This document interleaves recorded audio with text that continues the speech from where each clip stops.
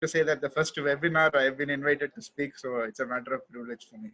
So let me straight away get into the topic of discussion today. I'm just going to quickly share my screen for all. The topic that I will be speaking on is e-assessment proceedings and your assessment procedures. Now, both are very, very important topics, and both are, intertwined now.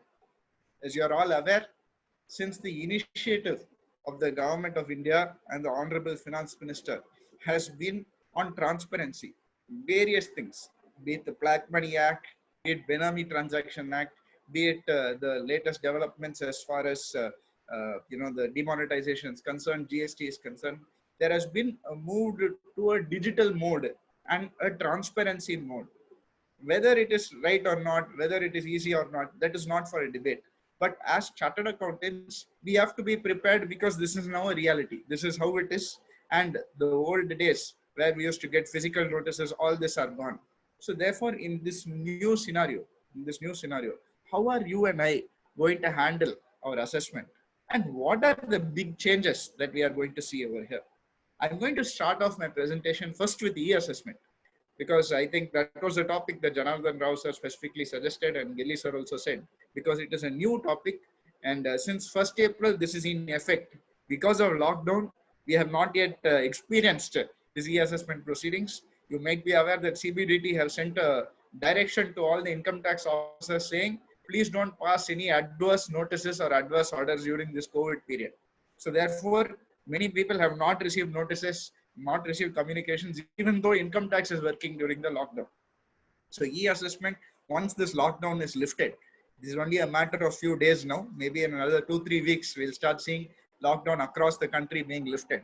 So from August, you will start receiving notices and it will be in the e-assessment format. So what is this e-assessment?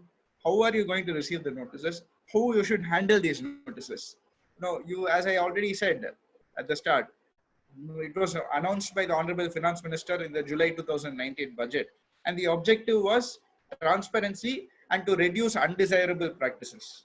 Now, these undesirable practices you may have, because being from a smaller city like Kadapa, you will be aware that because of face-to-face interaction with officers, they'll be very, very unhappy with this e-assessment, because the objective itself is negative. It's just to reduce undesirable practices.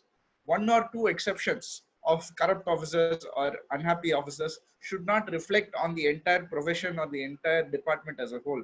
But it feels like this has. So therefore, there is some uncertainty. But what is very, very critical for us to note is now, unlike earlier, where your assessee in Kadapa, he would have been assessed only by an officer based in Kadapa. But today, that Kadapa assessee can be assessed by an officer in Chennai or an officer in Bombay, somebody in Delhi, somebody in UP, anywhere across India. So it is a jurisdiction-free assessment. E-assessment is a jurisdiction-free assessment. Therefore, you will not know who your officer is. It will be somebody completely unknown to you. You see how it has evolved. Earlier, you only did the manual assessment.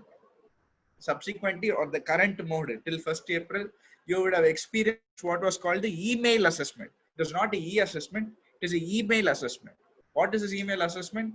When you go to your e-filing portal, you can see in that e-assessment proceedings, there will be one tab. If you click that tab, you will see what and all cases are going on. And if there's any case going on, you can manually select over there. It will be written, do you want to do this by email?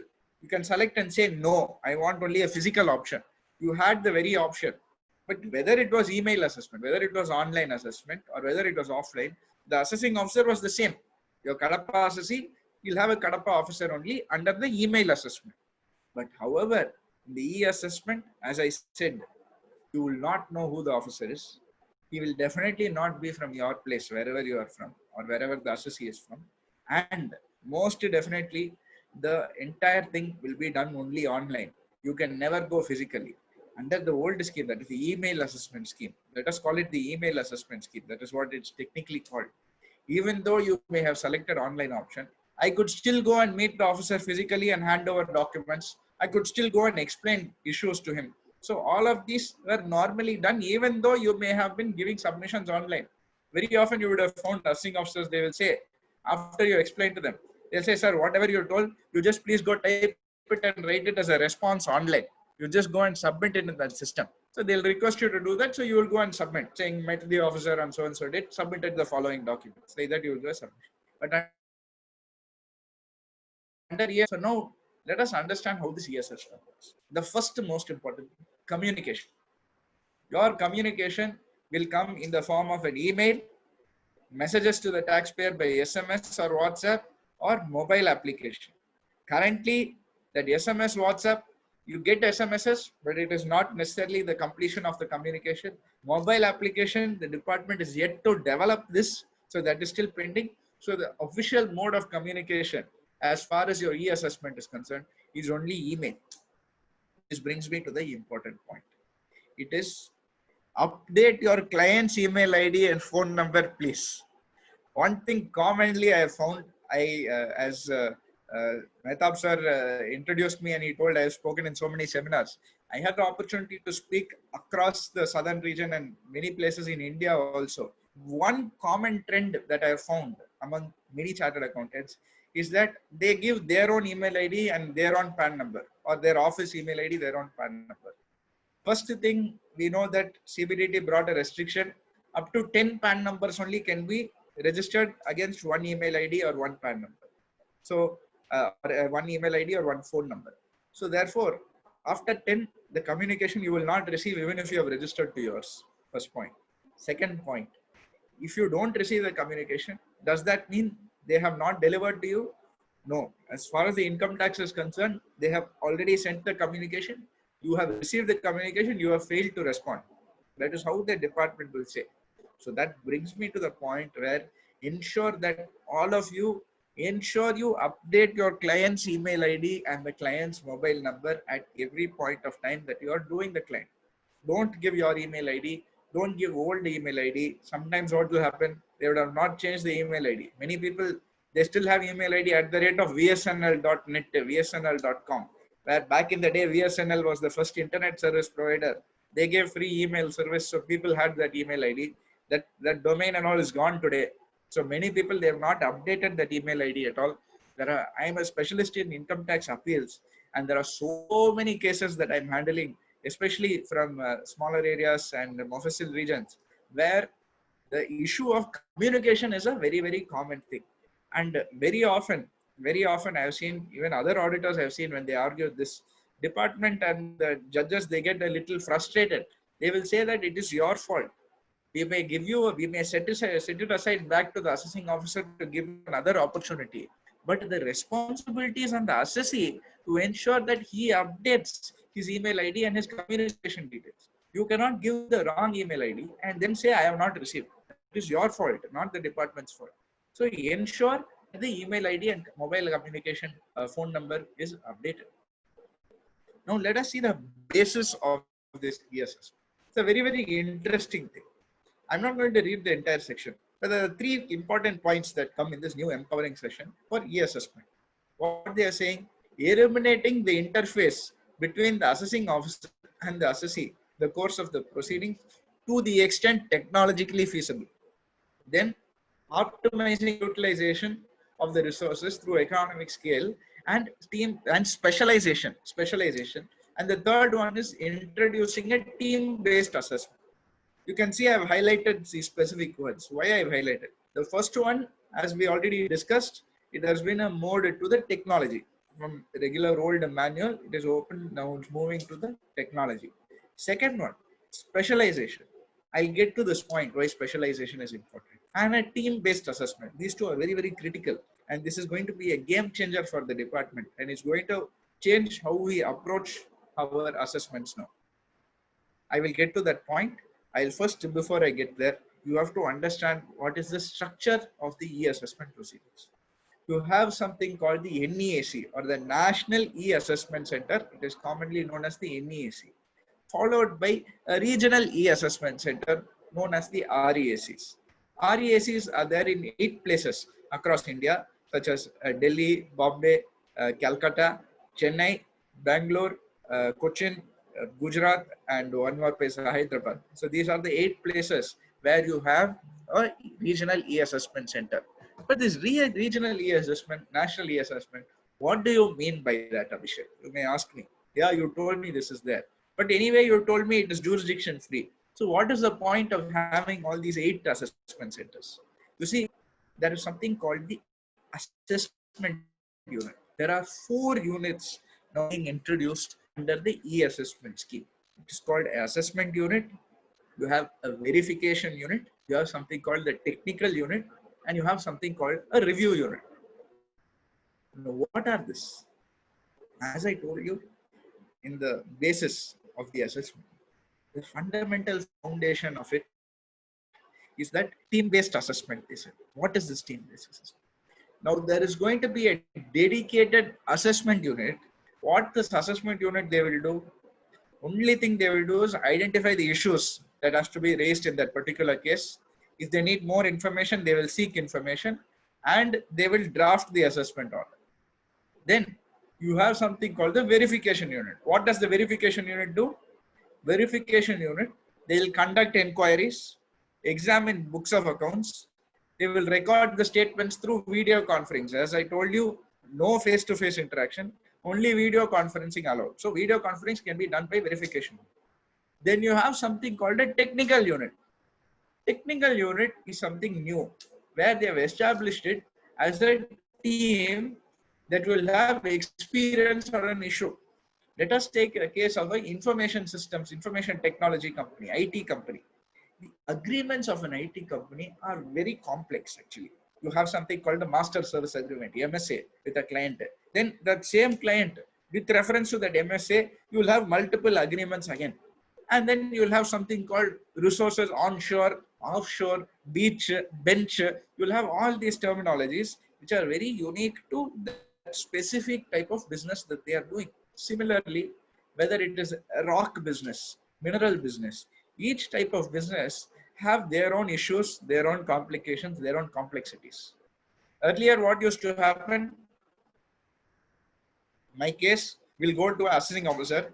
That assessing officer, he'll be an expert in salary matters. He'll be an expert in salary matters. So salary cases, he'll know everything pakka, thoroughly he will know. But he has been put in non-corporate ward now. And in non-corporate ward, he is handling business cases. What he'll do if he gets a complex business case? Will he say, no, I can't handle, you go to some other officer? He cannot do that because he is the allocated jurisdictional assessing officer. So somehow with great difficulty, he'll have to try to understand. You as an assessee, you will try your best to help explain to him. When based on whatever he understands, he will pass the order. And very often what the department found on reviewing orders is people who don't have expertise on that matter. And when they pass that assessment order, so many errors were there, basic errors, because they didn't understand the issue. They have failed to understand the crux of the problem. Therefore, something they have written, they have passed the order because time barring, they have to finish. Or the chartered accountant has explained, assessee has explained, whatever I've understood, so no additions made. Then department later on, they're coming and saying, why you didn't make addition? This you should have done. Why you didn't see this agreement? And the assessing officer, invariably, they said, sir, I am not familiar with that sort of business. So I am not able to, guide you correctly on that. Whatever I understood, I have passed. So this was a common reaction they found. So now under this e-assessment scheme, they have established what is called a technical unit.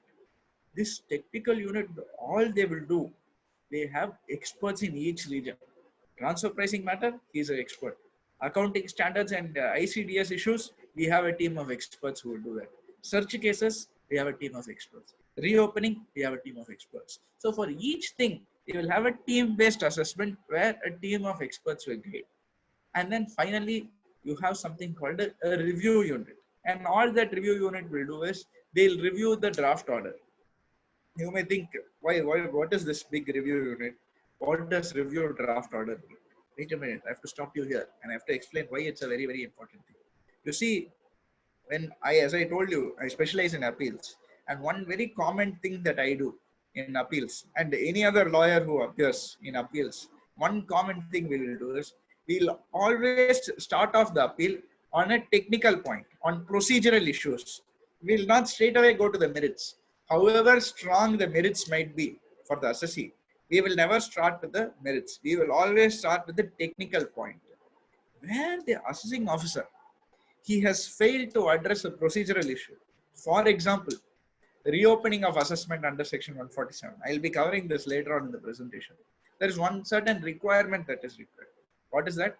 There is a procedure established by law on how you should reopen and reasons for reopening, etc. It was decided in a case called GK and Drive Shaft. I'm not going into the specifics because later on I will cover. But if the department have not followed the procedure laid down by the Supreme Court in GK and Drive Shaft, then what you will find is straight away, if I take up the case, even if the reopening, whatever additions they have made under section 147, whatever additions they made is absolutely correct. I can't dispute it no matter what. But because procedurally they made a lapse, straight away their case collapses. I will win the case without going into the merits at all. That is how I will start my arguments always. I will start my arguments always. Because while drafting that order, that assessing officer, he was not careful. He was not careful. Maybe he is not aware. As I told you, he may be an expert in transfer pricing. He doesn't know anything about reopening. So you have allocated, you have given him a transfer. CBDT, they are making a transfer ad hoc basis for so many people. So they have transferred him from TP, they have transferred him to salary, or they have transferred him to business. He has to reopen here. He is not familiar with the provisions. So while passing the order, he is making this mistake. And even though technically whatever additions he has done is correct, procedurally he has made a mistake. And I am able to win the case on that procedural basis because his assessment order is wrong on a procedural point of view. So what this review unit does, they are going to come and review the assessment order before it is officially passed to see if they have covered all these technical aspects, these procedural aspects, whether they have covered everything, whether ensured that the assessing officer has given the assessee an opportunity to be heard. The assessing officer has ensured that he has disposed of all the objections. So only if all of this is satisfied, only on the review and confirmation by the review unit will the assessment order finally be passed. So what is interesting, you will see, and earlier, all of what I discussed now, the 4 units, they were all being done by the same assessing officer. One assessing officer only used to do all of this. Now suddenly what you are finding is 4 different teams. Each of them are specialists. They are all doing this, and you as an assessee or you as an authorized representative, you have no sort of face time with them. You can only do it online. You can only do it online. So let us now take a live example. Let's take a live example of how this procedure should be done. If you're assessee, you have an assessee who receives a notice, how will it function? Now I'm going to open the next slide. When I put that slide, please don't get scared. I will explain to you how that slide will work. This is the assessment procedure in a glance. I have tried to summarize it in a easy to understandable manner in one sheet.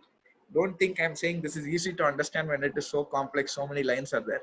Once I explain it to you, you will be able to appreciate it better. I will now set my arrow settings visible. Can you see my arrow? Can you just show a thumbs up if you can see my arrow on the screen, sir? Is my arrow visible? Cursor? Okay, cursor is visible. Great. So as you can see in the middle, there's something big called the NEAC. Now, as far as your e-assessment is concerned, the assessee will only interact with the NEAC. He does not know all of these units that I'm telling you about. He does not care. As far as department is concerned, assessee interacts only with the NEAC. So the first step, how it starts, the NEAC will serve a notice on the assessee, maybe scrutiny notice, maybe a limited scrutiny based on the computer aided scheme, CASS scheme that you're seeing. They serve a notice on the assessee, the first step. Then the assessee has to submit his response. Who does he submit the response to? Not to his jurisdictional, not to the assessment unit also. He submits his response only to the NEAC. Then this NEAC, they have the power to allocate an assessment unit. I told you 8 regional assessment centers are there across the city, across the country. The NEAC will decide who the case should go to. So what does this mean? One very important thing, whatever case you are, you have no control over who is the assessing officer. You may be politically sensitive, you may be chief minister, prime minister, whoever it is across the country. It does not matter. As far as the department is concerned, the NEAC will allocate the case to a certain assessment unit. It will not be a jurisdictional assessing officer, irrespective of who you are. So therefore, any sort of transparency will be established here. Any sort of things that may happen behind the scenes is stopped by doing this. So the NEAC now, as you can see in arrow number 3, they will assign the case to the assessment unit. So what does the assessment unit do? Assessment unit receives the details, they will study it, they will go through everything, and then they will say, okay, I want some more information from the assessee. What will happen normally in your physical assessment? You will give the details. Then assessing officer, he'll issue one questionnaire. He'll say, give me this checklist of details. Get me your returns for the last 2 years. Get me the following invoices. Any purchases of fixed assets you have made. Any land you have purchased. Get me all these documents is what they will say. So in your case, he will seek for additional information. But here's another point. Your assessing officer or your assessing unit, they cannot directly write to you. So here, the assessment unit in point number 4, you can see, they will request for information to the NEAC only. So NEAC, again, they will send a notice for information to the assessee, as you can see here in point number 5. So assessment unit requests for information to NEAC. NEAC will send another notice to the assessee saying, please submit information. Assessee again, he will submit the information to the NEAC. NEAC again, they will send it back to the assessment unit. Assessment unit, they will study it. They'll say, okay, I understood. But he has to be cross-examined. The assessee has to be cross-examined. So therefore, I want to verify the books of accounts also. I cannot do it from here. So he will send a request saying that the books of accounts have to be verified. Cross-examination has to be done. So again, you see here 4B, request for verification. Who will he send this to? He cannot send it to the verification unit. Even the assessment unit, they can only send it to the NEAC. They do not know who is the verification unit. They do not know who is the technical unit. So therefore, further transparency, the assessment unit, they can only request that the job should be done. The allocation of the verification unit, the allocation of the technical unit, everything is going to be done by the NEAC only. So assessment unit will request the verification to NEAC. NEAC will allocate somebody else as a verification unit. So as I told you, verification unit is the only unit that has any sort of face time with the assessee.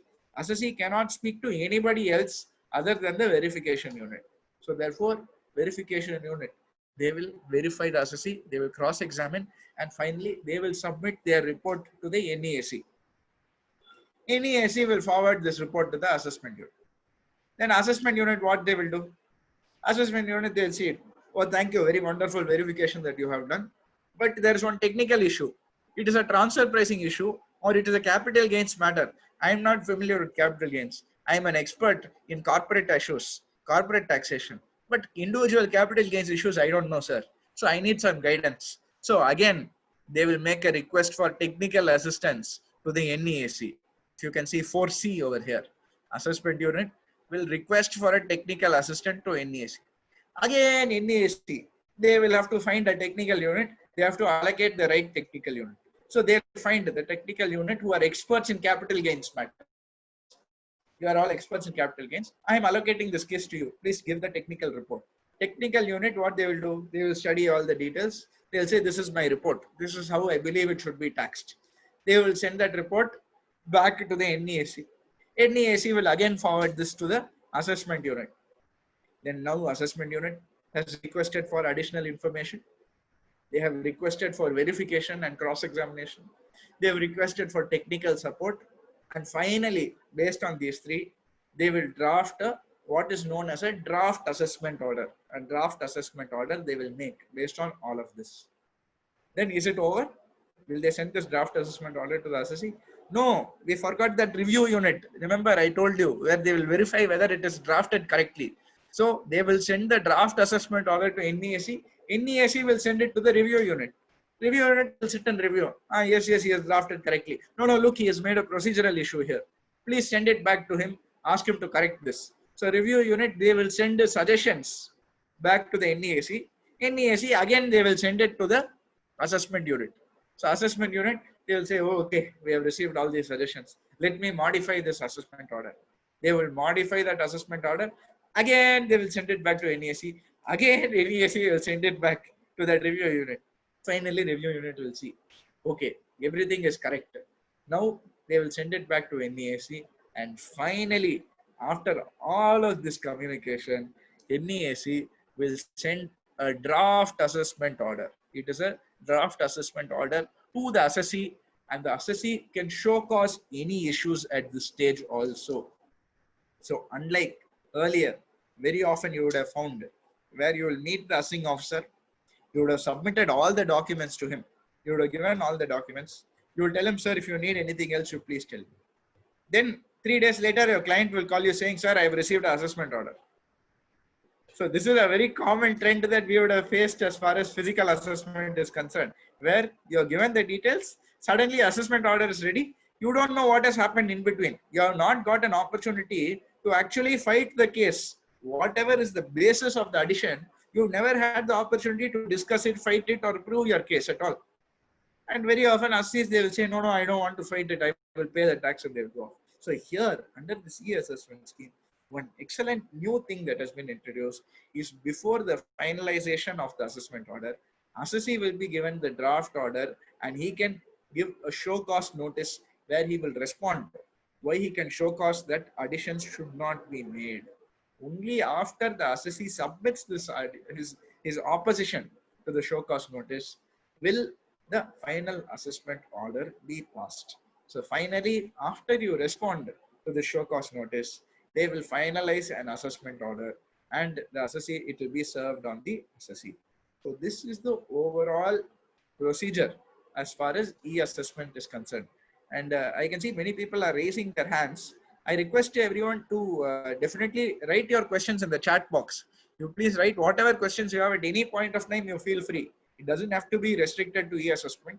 It can be on any other matter also. You please write it on the chat box so that I will take it up at the end of the session or when we are taking up questions. So we'll take it up at that time.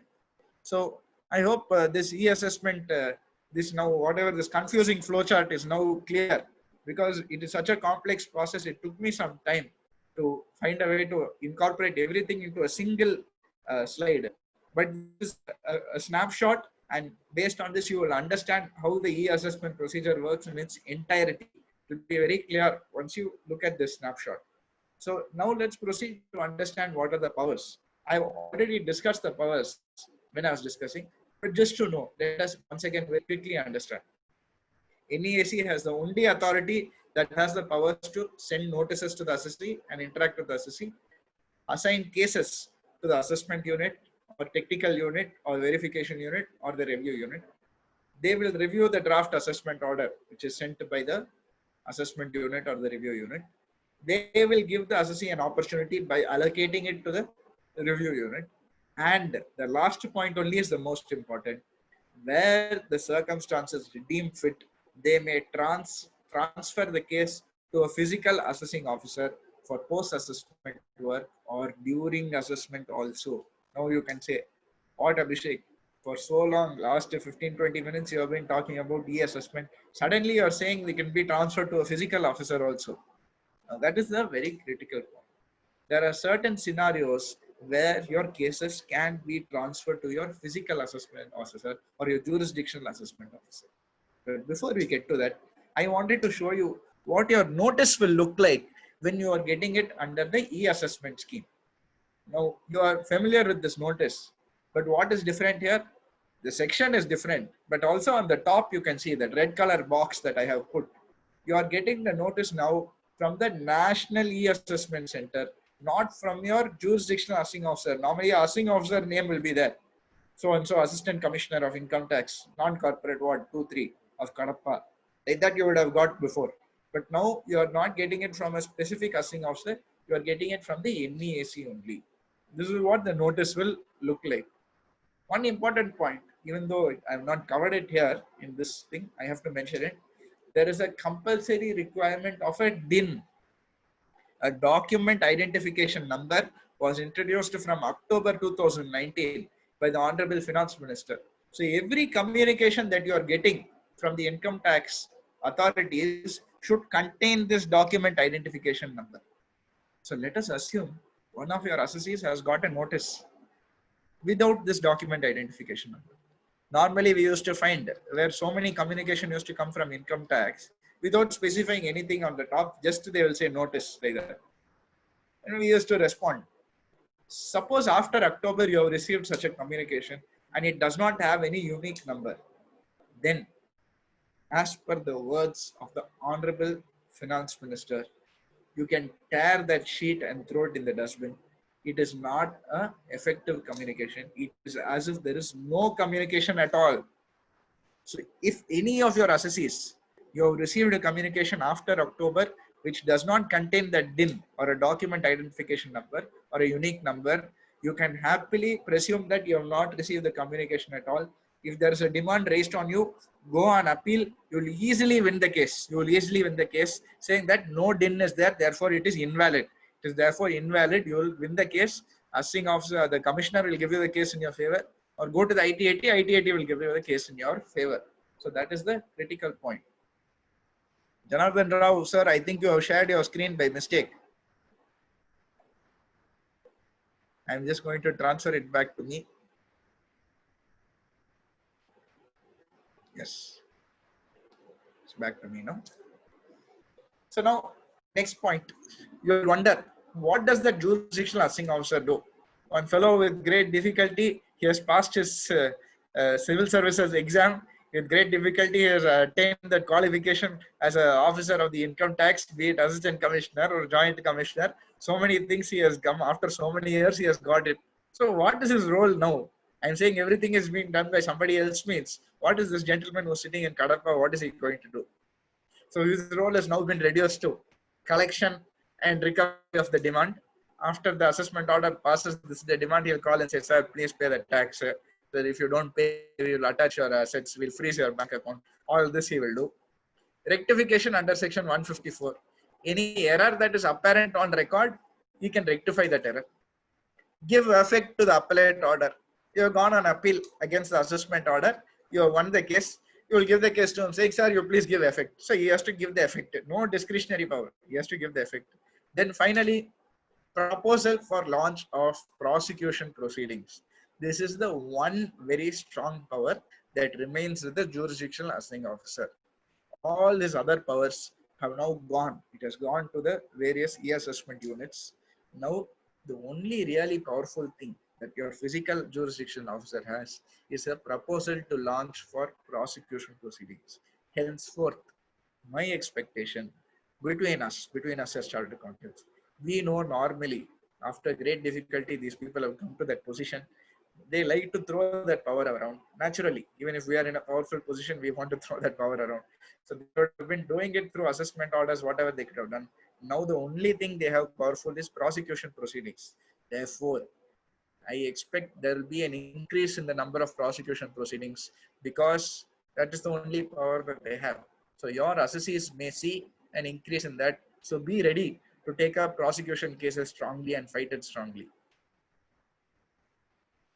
I told you personal appearances can happen in certain scenarios.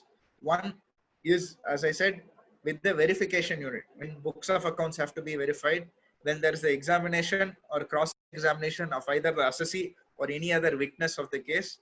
And finally, where the assessee requests specifically for personal hearing through the online portal. So what are some scenarios where you can request for personal hearing? Do you have an option to opt out of the scheme, saying, no, assessment you're doing, I don't want to do it. I'll go under old route. Do you have the option of doing that? No, you don't have the option. But there are certain scenarios where it can be done. The first thing, search cases, where search is done 153A, 153C. In these cases, the assessment will be still done in a physical format. It will not be done in the e-assessment route. Or when there's reopening of assessment. For now, they have left that reopening of assessment cases will still be done under the old route, that is the physical assessment or the email assessment. It will not be done in the e-assessment. But my discussions with the finance ministry, my understanding is that they want to include it, and anytime soon we can expect that cases under reopening or escaping assessment will also be coming under the e-assessment route very, very soon. Because 144 cases, that is best judgment assessment. They said you can't do best judgment assessment, e-assessment mode. If the assessee is not responding, transfer it to physical authorities is what they said before. But in the latest Finance Act, they have said that 144 cases also will now be covered under the e-assessment route. So where assessment is set aside by appellate authorities. For example, there's a recent case that I had handled, which came in the Madras High Court, it went up to, and Madras High Court held in favor of the assessee, where assessee did the e-assessment proceedings in that case. Because I think Salem Srivilas Chit Funds, the cases, it is the latest decision. It has come in the last 3 months, where assessee went through the e-assessment. What should have happened? You should have gone through the verification unit, and verification unit, they did not do the job. E-assessment unit, they straight away passed the order. They did not examine the assessee. They did not examine the books of accounts. They went straight away show cause notice. Assessee gave his responses to the show cause notice, but they did not respond to that show cause notice. They straight away went and finalized the order. So assessee went on appeal to the High Court. And High Court held saying that e-assessment might be a great move. It might ensure transparency and all, but you must give an opportunity to the assessee where you are not examining the books of accounts, where you're not actually giving him an opportunity to be heard, then in that case, you are failing what is the natural principles of justice. So therefore, straight away they said, we are quashing this order. We are quashing this order. You cannot do this. You send it back to the assessee, redo the entire assessment properly. We are sending it back to the physical officer. Let the physical officer do the case. So therefore, in these cases, it may go back to the physical officer. E-assessment will not be done. Where internet connectivity is poor. Sir, we are all aware when our assessing officers seek information, sometimes they seek so much information that we have to bind 3 sets of paper books we'll give. We'll have to take that, we have to put a hole in the set of papers. We have to take a binding lace. We have to tie it up or we have to spiral bind it. And then only we will give it to the assessing officer. That is the sort of information they seek. Whether under e-assessment scheme, they can still seek this. Let us take a scenario of Jammu and Kashmir. Till last month, for the last 5 months, they did not have internet connectivity also. So if some assessee in Jammu and Kashmir gets an e-assessment notice, how will he respond? Is it possible for him to respond? It is not possible because he does not even have internet. Where is the question of e-assessment going to come from? Similarly, your assessee or maybe in Kadapa, for whatever reason, due to COVID lockdown, a lot of bandwidth issues are there across the country. So people have slow internet. So because of slow internet, you are not able to upload the documents. Your assessing officer is saying, give me the bank statements for the last 4 years. Bank statements, by the time you scan and send it itself, it will become 1 year. So in these cases, is it practically possible for the assessee to actually submit the documents online? He may have a slow internet connection. He may not have proper scanning equipment. So you may make a request in these cases. The assessee may make a request to the principal DGIT or the principal CIT of your region, telling him that in your case, it is not practically possible to do e-assessment because the assessee cannot submit the requirements that are expected of him. If it is a limited scrutiny, easy. Whatever restricted to the limited scrutiny, I will submit. But what if the assessing officer is saying you bring your cat, you bring your dog, you bring your house? Not possible for you to do that. When so much information is sought from the assessee, he cannot submit it in a e-assessment mode where his internet is slow, where he does not have scanning equipment, where he does not have a staff. Maybe that auditor, he is disabled, physically challenged. He cannot sit and do the work that normally the assessee will do. In these cases, it will be transferred to the physical officer. But this is the critical point. You must establish the reason why.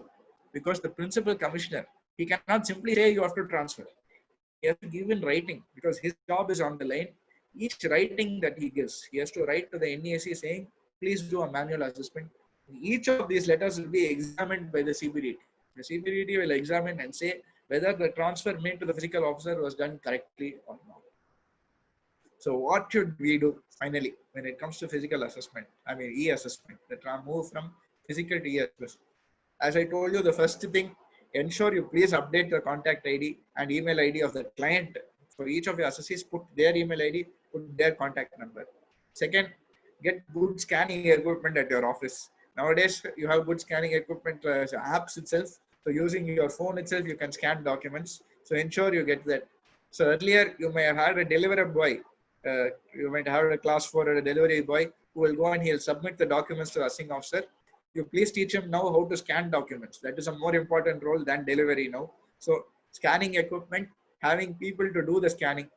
Then ensure that your client informs you immediately once they get the notice, because now you would have updated their email ID, their phone number. So all the communication will go to them. Ensure that they tell you whenever they get any notice. For example, in my case, my clients, what we told them earlier, it used to be our email ID and we used to get all the updates. So we used to know easily what is the issue, or whether it's a normal intimation or whether it's a notice that has come to the assessee.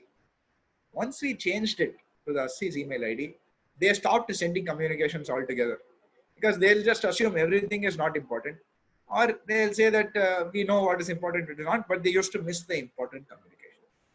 So we made it a rule to all our associates where we told them, if you get any communication from the income tax, whether it is notice, whether it is a regular communication, whether it is just a confirmation that you have submitted the income tax return, please forward it to us. We will decide whether it's important or not. Because many associates, they are not aware of the income tax provisions. They don't know if it's an important communication or a non-communication. So please ensure the assessee sends all their communications to you directly. And finally, the most important point, take up appeals very, very seriously. Why? Normally, when you're appearing face to face with the physical officer itself, when you have a genuine case, sometimes he'll give you adverse order. Today, you're sitting in front of a computer. Some fellow who is sitting in Delhi, UP is going to sitting and assess your client's cases of Kadapa. Whether he will understand the issues, whether he will understand the practical issues, challenges, whether there will be other issues, like for example, you have to submit a document by a certain date. It is Yugadi. It is Yugadi. Yugadi is normally a leave as far as Andhra is concerned. So you are not going to be working on that day. But that fellow sitting in Delhi, he does not have any holiday on that day. So he thinks you have defaulted. So he passes an adverse order saying assessee has not submitted the documents by the deadline set by us. Now, normally, I've always noticed smaller towns, smaller cities, people don't go on appeal. They don't like to challenge, because maybe whatever relationship with the officer, or maybe you may feel that it is not enough to require to go on appeal. But now when it's a e-assessment proceeding, entire relationship that you had with assessing officer is gone. You must simply fight the case as it is, So therefore, by not going on appeal, you are, unfortunately, what you are doing is, it is a loss for your client. It is a loss for your client. So definitely start taking up appeals. And if you are not confident with appeals, refer the case to someone who is good at appeals, because they will win the case very easily. Because if you don't go on appeal, it's a loss for the client. They'll end up paying more taxes or more payments. Next, we'll proceed to assessment procedures. We have very short time. So what I will do is I'll quickly take some questions as it is now. Based on assessment procedures, as a e-assessment, you've got some questions. Why don't I take up those before I go to assessment procedures?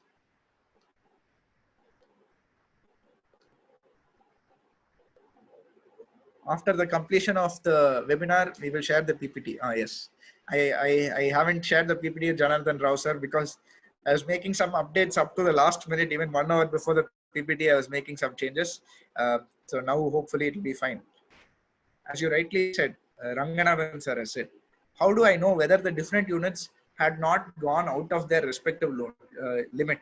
Is there any scope of powers defined, and is there any SOP? Sir, as far as the assessee is concerned, I don't know there are units also.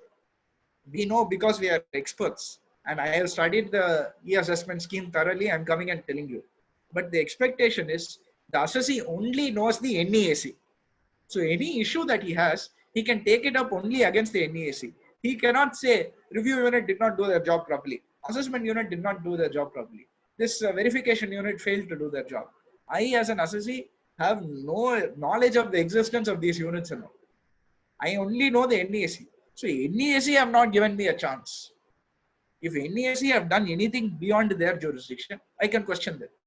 Or if NESE have not given me the opportunity, I can question them. But I cannot go and say this unit did not do, review unit did not do, assessment unit did not do, because I don't know what they are also. So the SSC only knows of the NESE. What is the time limit for completion of e-assessment? Good question, sir. Because as I told you, the procedure is so complex. So is there any change in the time limit for completion of e-assessment? No. Gopal Rao sir and Manikanta, both of them have asked this. So what the e-assessment scheme says, time limits still remain the same. Earlier, it was 18 months from the end of the financial year in which the notice is issued. Now it is 12 months from end of the financial year in which the notice is issued. So suppose they issue a notice to you on, let's say, 1st of July 2020, you are receiving the notice. Then 1 year from the end of the FY, you receive the notice. So I've received the notice on 1st of July 2020. End of that year is what? 31st of March 2021. So 1 year from the end of that year. So therefore, by 31st March 2022, the entire assessment proceeding should have been done. So that is the time barring limit. If they have failed to do that, then straight away you can go on appeal or the entire assessment will be invalid. What is the time slot between one unit to the other? If it exceeds the time allowance, will the final order become bad? When the AO goes for rectification, whether he can go back to the technical unit for redressal of his doubts or his personal decision is final. Ranganathan sir, is a good question again. As I told you, as far as assessee is concerned, he interacts only with the NESE. So whether one unit is taking more time from the other, we all don't know any of that. If we have not been given adequate opportunity, we can always appeal the case, but we cannot say that this jurisdiction unit has gone beyond that. They have done more than what they should do. All that we cannot question. We can question if the NESE has not given you time or the order is worded badly.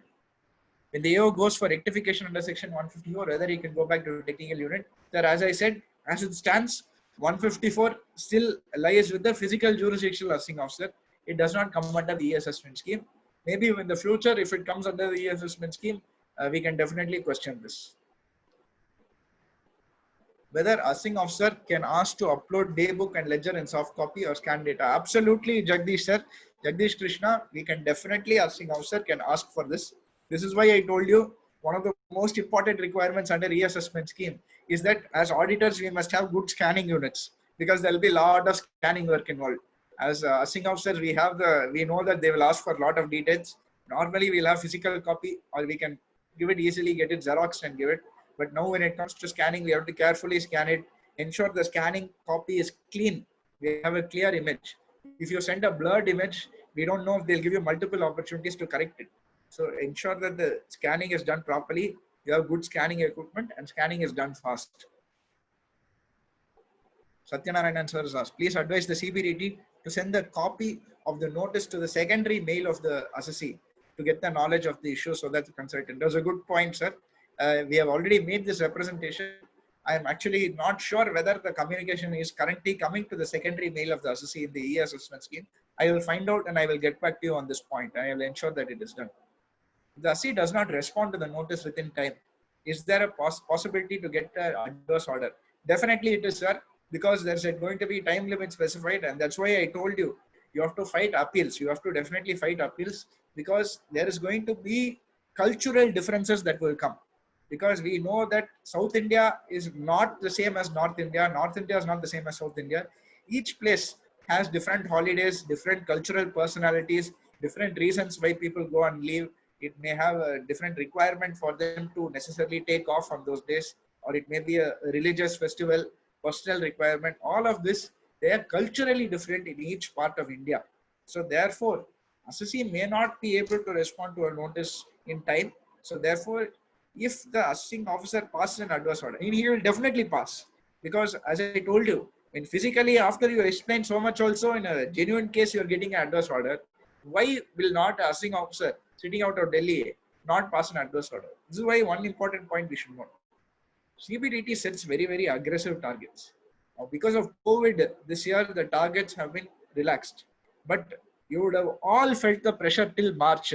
You would have been getting calls from your assing officer also saying, ask your assay to pay the tax, why he is not paying, pay the demand, we will freeze the bank account. Even though you're going under reward scheme and all, they would have frozen the bank account.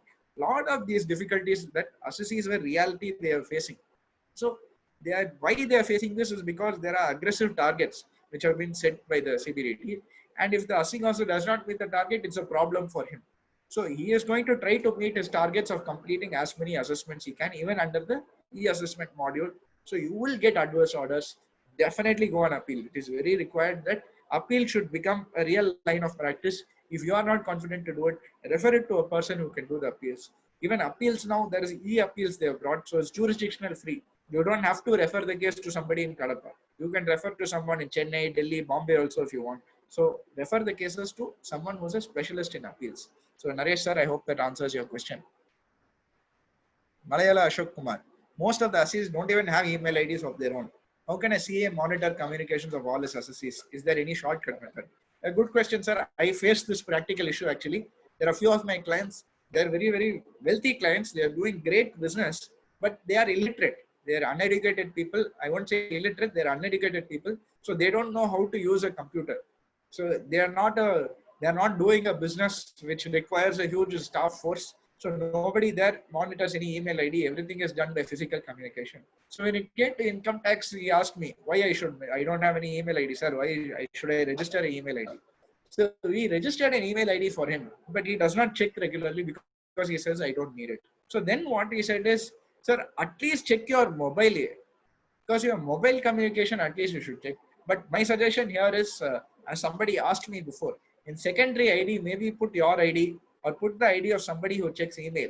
Because in my view, in the new e-assessment format, the requirement is they should send an email. They do not say phone message is required. They said email should be sent. So email is fundamental. If somebody does not have, encourage them to get an email ID or give their son email ID, daughter email ID, or at least give yourself as a secondary email ID so that some sort of communication is required. But nowadays, you're getting the updates even on the mobile phone. SMS is coming from the department saying notice has been issued. You would have got this letter against your PAN number, like that it's coming. So at least mobile number they need to have, sir. I think mobile is basic today. If somebody does not have mobile number also, then really there is some problem. They have to get a mobile at least. So please ensure that either is done, email ID or mobile. Whether only assessment or even appeal can be electronic. See, Asim, you have preempted my point. As I told you just now, since Finance Act 2020, Finance Minister has said CIT appeals will also be done on a e-appeal manner now. So e-appeals is also now, it is not jurisdictional free.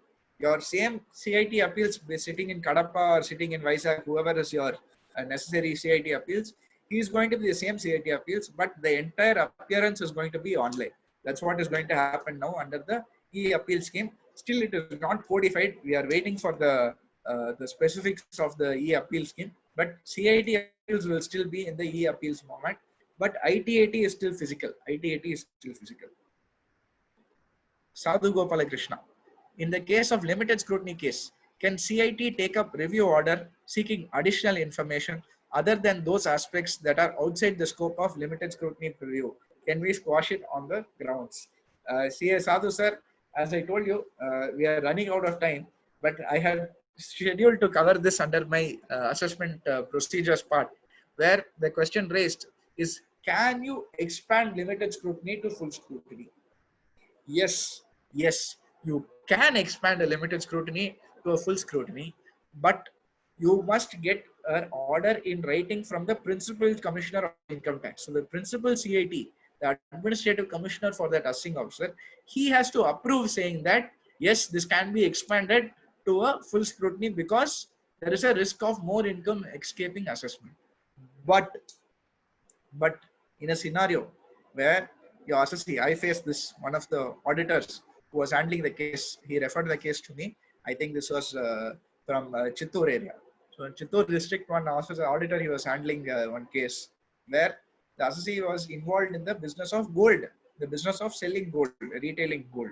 So his case was picked up on scrutiny because of some gold related issue, saying that sales have been made for so much. So they asked for details regarding that. Suddenly, during the course of assessment, the assessing officer, he started asking information saying, give me details of what and all lands you are owning, whether you have filed the wealth tax returns for that year, whether you are assessed, you have a parking shed in one place, have you assessed it to income from other sources, whether you have offered all your income from house property correctly. Whereas, why it was selected for scrutiny? Based on gold sales. This gentleman is asking about what lands and all here, whether wealth tax has been filed. So it was given an adverse order and all kinds of additions were made. I'm talking in this case, there were 14 additions made and only one addition pertained to profits and gains from business profession. That is business that is known. Other 13 additions pertain to nothing related to the business. It was all other matters. Advances made, all kinds of things, capital gains, all in all, he's made additions. So therefore, the case came to me. The first thing that I asked the auditor was, has this been expanded? He said, sir, there was no expansion made.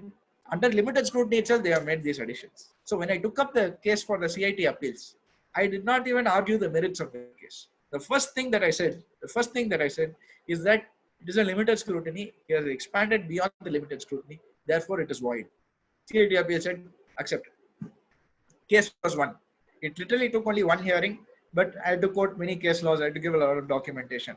But that's all it takes as far as limited scrutiny is concerned. He cannot expand it beyond what is expected in limited scrutiny unless he gets the approval of the Principal Commissioner of Income Tax authorizing him for expanding the scrutiny. CA Vijay Kumar Moturu. Returns filed under Section 44 AD.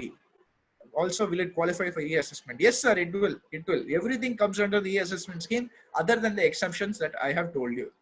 Shreyas Vidyalaya. So most cases fall under this, most cases fail under this and should target only in appeals. But for appeals, department are asking for deposit, where assessees may face a working capital issues. Very, very good practical point, Shreyas sir. But this is the thing. If you get an adverse order, you have to go on appeal. And if you go on appeal, you know the rule, they say you have to pay 20% of the tax, then automatic stay will be given. This is what the finance minister said. If you pay, at the time it was 15%, now they have increased it to 20% of the demand. If you pay 20% of the demand, you will get an automatic stay. He did not say, if you don't pay, no stay will be given. Technically, that power still rests with the officer. The physical jurisdictional assessing officer still has the power of stay, discretionary power, even if you pay 0%. So you have to convince him, but no officer is doing that. For them, they are chasing targets. So they want to show collection. So they are saying pay 20% no matter what case. Even prima facie case in favor of assessee, they are saying pay 20% or they'll come and attach the bank account. And that is what they are doing in March. Till COVID came, everyone was under immense pressure. COVID has relieved pressure on income tax issues. So therefore, when this is a reality, unfortunately, we have to live with it. But this is the alternative, Shreyas. If you go on appeal, then if you pay 20% enough. If you don't go on appeal, you have to pay 100%. Which would you rather pay? I would much rather pay 20% rather than 100%.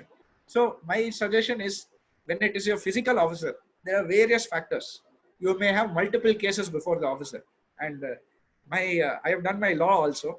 And I worked under a person who, I was the last junior of a very, very reputed High Court judge now. She was recently elevated to become a judge. And this is what she taught me. I remember one case that we were arguing at the ITAT. The judge who was sitting there, he was asking multiple questions, completely unrelated to the issue at hand. He is saying, have you filed your returns? Accounting standards, have you followed? I said, the issue is capital gains. What is this gentleman is asking on accounting standard? He's saying, AS 31 you followed. Oh, what AS 31? We are talking about sale of land. He is talking about derivatives and all. Something and all. So I told my senior, I was like, ma'am, you please don't answer this. This is not correct. He's asking something irrelevant. She told me this, Abhishek, it is okay if you lose the case. Don't lose the judge. Because the judge is going to argue on so many more cases you will be arguing before the judge. So always remember, it is important for you to have the judge in good spirits. By mistake, if you told the judge, what, you don't know your matters, man, you cannot go and discuss all this, then not only this case I will lose, next 100 cases before him also I will lose. So as a general tendency, auditors and lawyers, we used to share a good relationship where with the assessing officer, maintain a good rapport, that even in some cases, if they give adverse, we maintain the relationship, and in other cases he may help.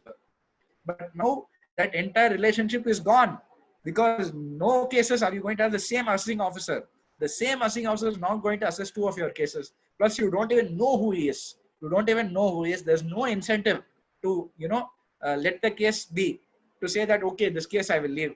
Next case I will take care. There is no incentive for you to do that. So definitely, if you have adverse order, you have any sort of case, fight the case by going on appeal. Is there any particular criteria for selection e-assessment? No, sir. All cases are going to be under e-assessment. Till March, till 1st of April 2020, there was a pilot project being done where random cases were selected for e-assessment. And now onwards, every case will be e-assessment unless you receive a physical notice saying that assessment is going to be done physically. Maybe your region, they might have said for certain cases, it is better we do physically, maybe because there are going to be a lot of documents or for whatever other reasons that may be required. In those cases alone, that will be physical, but otherwise, all cases will be e-assessment only. Whether survey power is with jurisdictional assessing officer or any other authority, that still remains with the jurisdictional officer, sir. Survey remains with jurisdictional officer. Refund adjustment of other years towards outstanding demand will be automatically considered as 20% deposit for the before the CIT appeal. I think it can, sir. You can do that if you're paid. If it's been adjusted against your current year refund, that is equivalent to paying the tax. So therefore, you can include it in the 20% payment. There's no problem with that. So I think we've covered all questions pertaining to e-assessment. Is there any other question in e-assessment that anybody has? You can definitely do it now. We have very short time, 20 minutes. So I'll cover only the critical points in assessment procedures that I think is practically important. Okay, no more questions coming on e-assessment. Let's quickly move on to assessment procedures. I will, as I told you, for want of time, I'm going to do only what are the practical points that all of us are facing day to day. I will discuss some issues that you will be facing day to day. But I will be sharing my PPT. I'll give my contact details also at the end of this seminar. It will be there in the thank you slide. So any of you wants the PPT, you can always WhatsApp me. Many case laws, everything I've included in this on various issues. I may not cover that today. So you share it to, you just message me on WhatsApp and I will send it to you, sir. First point is intimation under section 143(1). So why I'm covering intimation first? Because increasingly what you are finding is many people, suddenly one day you are saying refund I should receive 20,000 rupees, 1 lakh rupees. Then you are receiving only 70,000 or you are not receiving a refund at all.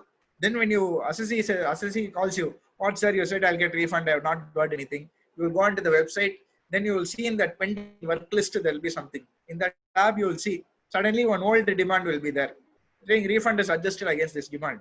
You have not received any communication pertaining to that. You have not received any issue. And what, not only that, in some of my assessees case also I saw this, demands pertaining to 2005, demands pertaining to 2007 has now been adjusted against 2020 refund, 2019 refund. So these sort of scenarios, you may ask a question, how is this fair? Because one, when reopening, how many years you can do? Up to 4 years, or in certain cases up to 6 years.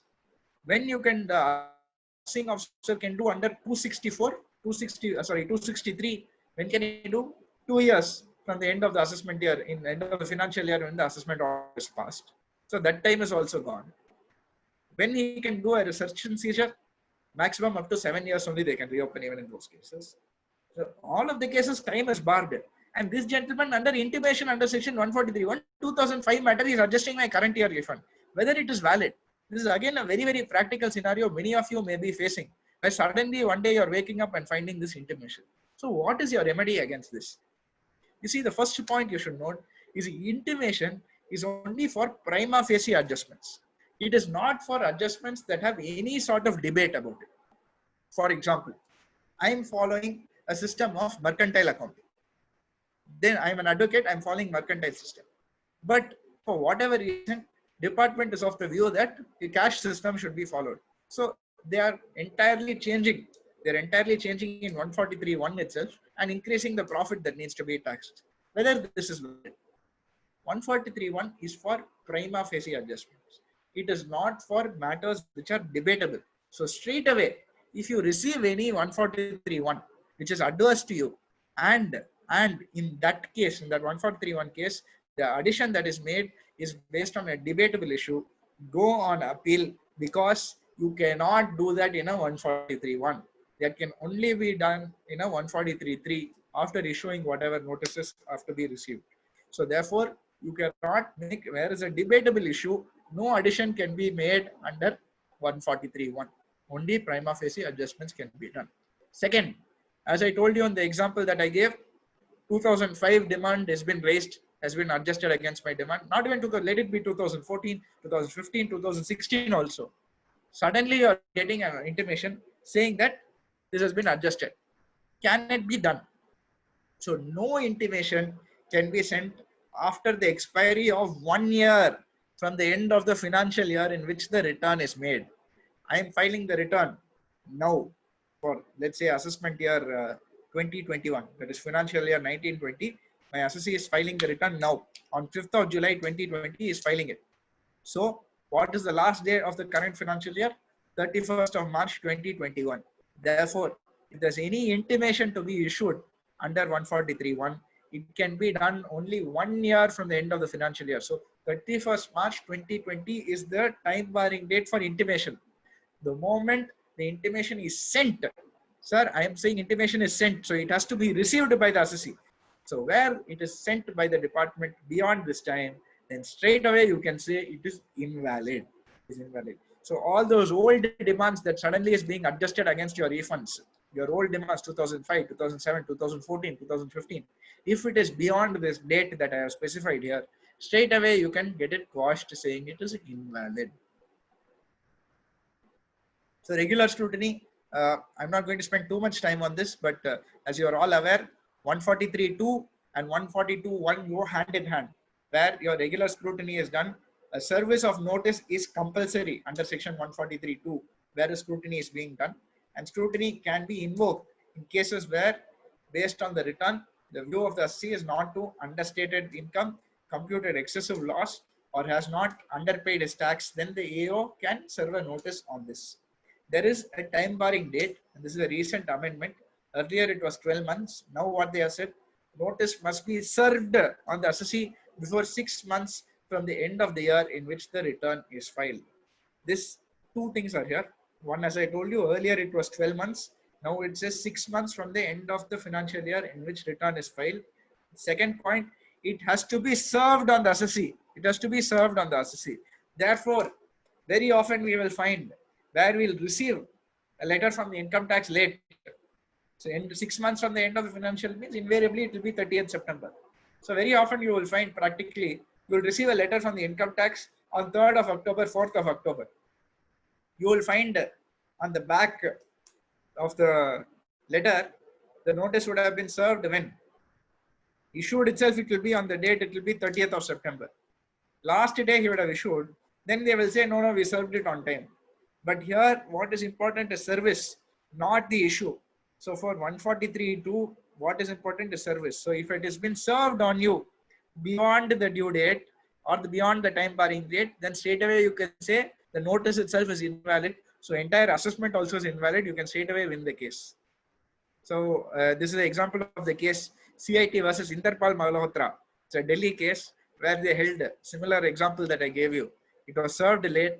It was issued. Once they found that it was issued, the officer, the entire time he was sleeping, suddenly on the last time barring day, he woke up, he realized he has not sent the notice. So he has sent the notice. Then he said, no, I have served it on time. 1 day only difference. 30th September, I have sent it. 1st of October, he's got it. It was fine. It is still valid. They said in CIT versus Gibson's Engineering, it is a Madras High Court decision, where they said compliance with this time barring date is mandatory. It is not a procedural requirement. So therefore, you cannot say it is procedural 1 day only. No, it's okay. You please condone. They cannot be condoned. You must mandatorily do it. Suppose you fail to do it within this time, then the entire assessment is gone because the date is time barred. The notice date is time barred.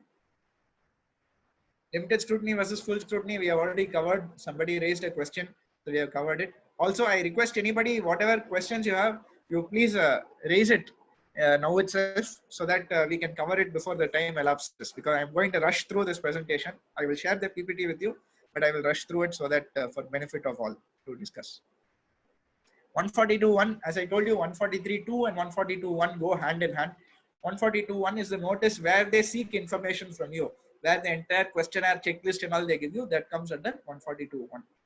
One practical point that you can consider is that sometimes some assessing officer we have found They'll ask for many years. They'll say, last 10 years, you give me the books of accounts, give me bank statements for the last 20 years, all that they will ask. There is a compulsory requirement under 142(1), and it was enforced in Calcutta Chromotype versus ITO. In this case, where they said, Assessee in that case, he asked for the last 6 years books of accounts.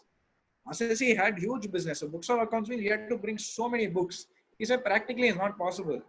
And Assessee also said, okay, then I'm going to do best judgment assessment. You have not complied. I asked for 6 years. You have given only last 2 years. So therefore, I'm doing best judgment assessment. So here, what the High Court held in Calcutta Chromotype, they said maximum only up to 3 years you can ask. Beyond 3 years, it's not fair to ask the assessee. Therefore, if you want to ask for books of account, restrict it to 3 years. Beyond that, if you want, you reopen and you ask. So under your regular scrutiny, regular assessment, don't ask for more than 3 years information. Communication of notice, I already discussed this. The reason is many people, they ask how their notice should be communicated. Where it was being done on a physical stage, it was very, very straightforward.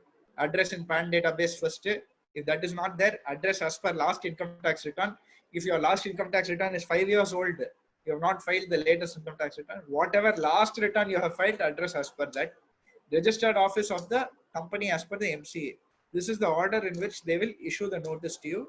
It is considered to be a valid notice. Many people, as they asked, email means how you know which email ID. Similar that I've put it here on the right hand side. So as far as the income tax is concerned, if they send the email to the following email ID, as per income tax return, last income tax return, as per MCA website, or any communication that you have had with any income tax authority on behalf of the assessee. Now, this is the critical point. If you have sent any email from your ID, from the auditor's ID to the income tax officer also, then if they send a notice to your email ID also, it constitutes an adequate service of the notice as far as the income tax is concerned. So this is a critical point, because throughout my presentation or throughout assessment procedures, you will have that point of service of notice, sending of notice, issue of notice, and service of notice. Issue means department said from our side we have sent, then it is done. But service means assessee should have received it. If you have not received it, then it has not been served. So as far as service on email ID is concerned, these are very, very critical points. So ensure that you update your client email ID. They should not come and say, we sent it to auditor. Auditor replied one email to us long back, 4 years back, he sent me one email saying yes, like that. So therefore I have sent it to that email ID, service is valid. So be very, very careful. Best judgment assessment, when does this come? Best judgment assessment, you are aware, is when you do not comply with the notice of income tax, or you have failed to file the return of income. Then in these scenarios, the assessing officer may invoke a best judgment assessment. But what is best judgment assessment? Best judgment does not mean assessing officer will take great pains to find actually what is your income, what is your books of accounts, to make sure it is the correct assessment. He will have to just ensure basic details are covered and how much tax is to be payable. So under best judgment assessment, no way can the assessee get a refund. Assessing officer is not going to be that auditor or tax return preparer where he'll sit and he'll put the efforts, he'll look through your bank statement and put refund. He will straight away say so much is the tax payable, please pay. You have to justify and show cause how tax is not payable. For example, I did a case where an assessee, this auditor had basically he had submitted certain documents what the assessing officer sought for. As usual, assessing officer gave a checklist of more than 45 items required for the assessee. Assessing officer, the assessee, what he did is the auditor, he gave almost 30 documents. Some 10 documents he could not give. For example, assessing officer was asking for confirmation from all the creditors. So by the time he gets the confirmation from the creditors and he shows it to the assessing officer itself, time will elapse. So he was not able to produce all the confirmations. Assessing officer, what he did, normally what will assessing officer do? He will say, based on what you have given, we will make the additions. Whatever you have not given, I will see whether it's actually required. If it's not required, it's okay. I will make addition on some points. This assessing officer, what he has done is, he has disallowed all the expenses of the assessee. So sales he has taken, expenses all disallowed. So entire sales is equal to profit. He has brought it to tax. Assessee is a loss-making unit. He is saying, sir, how will I pay tax? I'm a loss-making unit. Then finally the auditor, when they referred the appeal to us, we handled it. In fact, when I went through it, I was very surprised. Assessing officer, he has disallowed GST, he has disallowed salary, he has disallowed purchases, he has disallowed even PFESI. He has disallowed matters on which the assessee is deducted TDS also. So therefore, he is accepting the TDS part, but he is refusing the expense. So this, when it comes to best judgment assessment, you can assume that it is a no judgment assessment by the assessing officer, because he does not have to apply judgment at all. In many cases, he will not apply also. While we won the case on appeal, saying it is a highly, how anybody can run a business without any expenses, I don't know. Where they have 3 crores sales, entire 3 crores will be profit. It's impossible. Then I'll get into that business. So it is a no judgment assessment. But assessing officer, he is empowered to do that. Even though I am telling you this is highly wrong in the example that I gave you, the assessing officer is very much empowered to do that. So therefore, what are the key points pertaining to your best judgment assessment? Opportunity must be given to the assessee. He has to show cause. Assessee has to show cause why 144 should not be done. We take a scenario where I'm in a COVID situation. My business is in a Kerala village.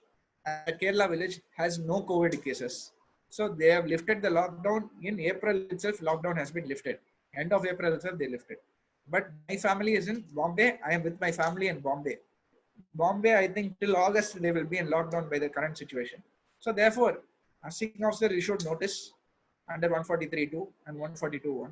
I have not complied with it. So therefore, he is suddenly issuing a notice after 6 months under 144 saying, why should 144 not be done? He cannot straight away go to 144. He has to give a show cause notice to the assessee.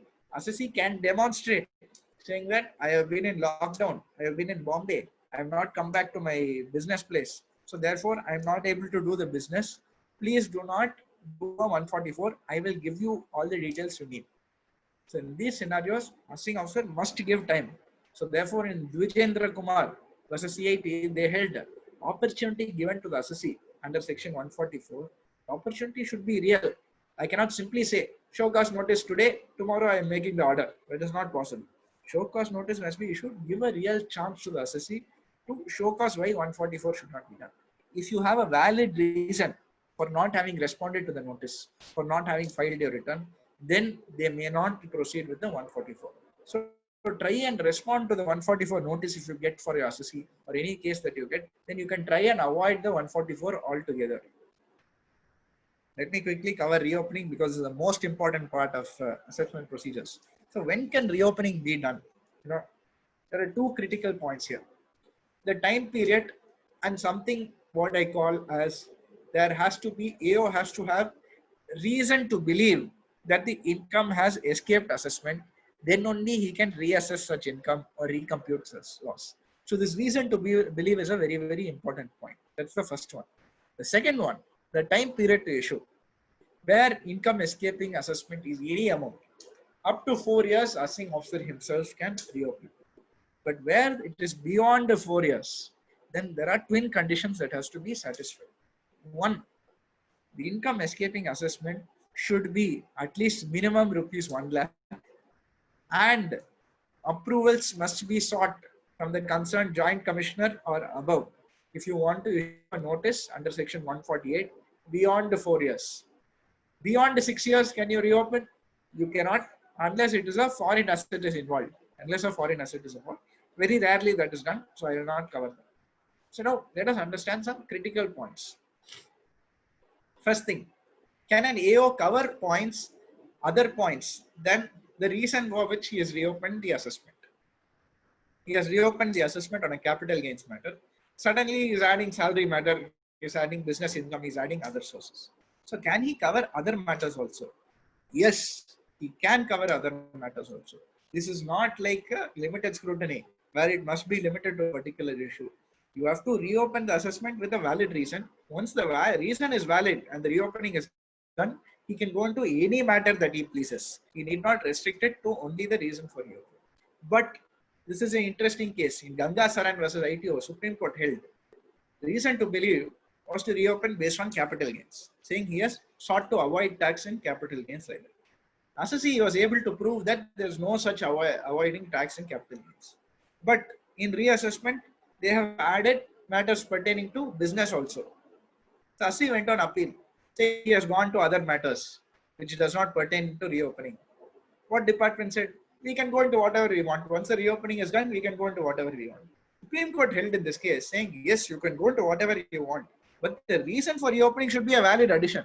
Where the reason for reopening itself is not an addition, then you cannot add other points. So therefore, when you have a reopening reason, ensure that there is an addition.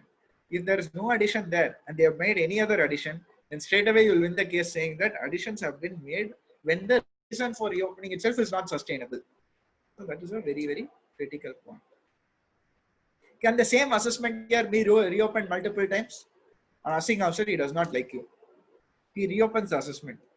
Then again, within the 4 years, second time he is reopening the assessment.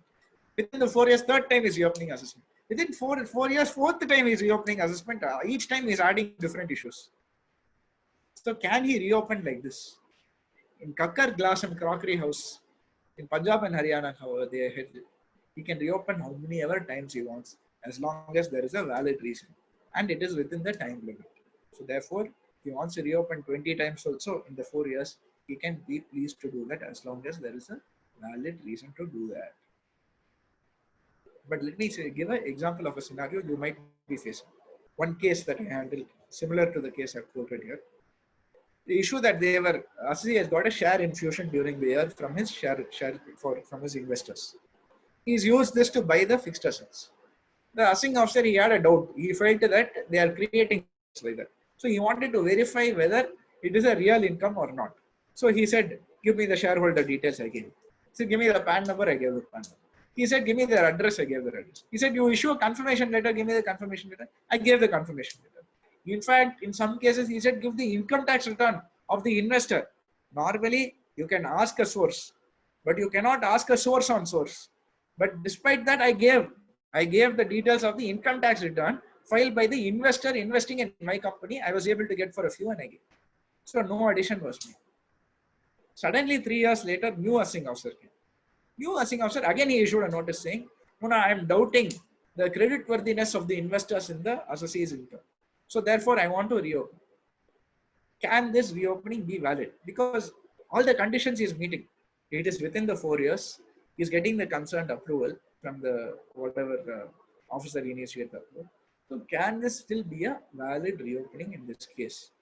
So in Allied Strips versus ACIT, the Honorable High Court held that where the assessing officer has accepted all of this information to prove the creditworthiness of the investor, then later on he cannot come back and say, no, I'm still doubting the investor creditworthiness. I want to reopen based on that. It is a mere change of opinion. So this brings me to the key point. A mere change of opinion is not a valid reason for reopening the assessment.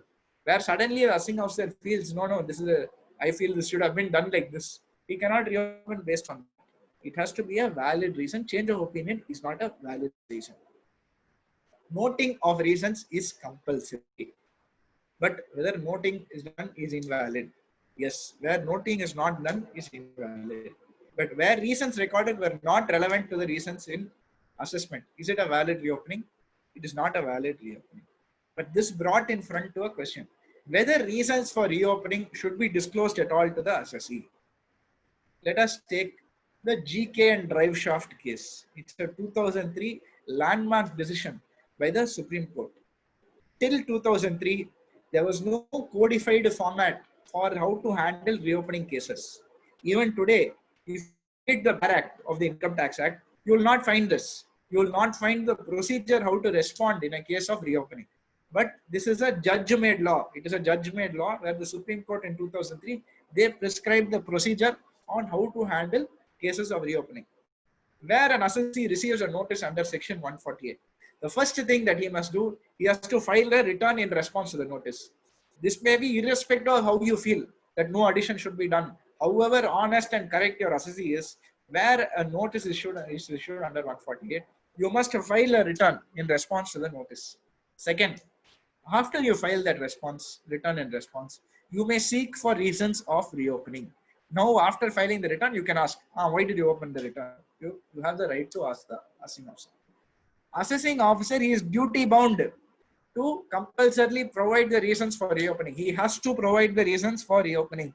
If after you asked for the reasons, he fails to provide the reasons, then straight away it is invalid. Therefore, assessing officer has to provide the reasons for reopening.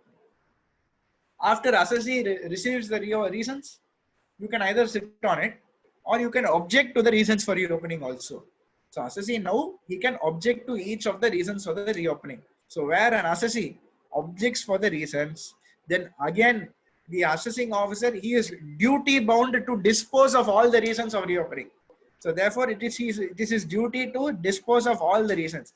If he fails to dispose, he has to dispose of it with a speaking order. He has to give a letter speaking out why each reason is disposed of. If he does not do that, then straight away the entire reassessment is invalid. The entire reassessment is invalid. It can be quashed. So therefore, before proceeding with the reassessment, the assessing officer is duty bound to dispose of the reasons of reopening. Certain key points in key cases with regards to this, where objections has been raised by the assessee, it has not been disposed of. I just told you, as the reopening unjustified, yes, the reopening is unjustified. Martech peripheral, this is a case in 2017 Madras High Court.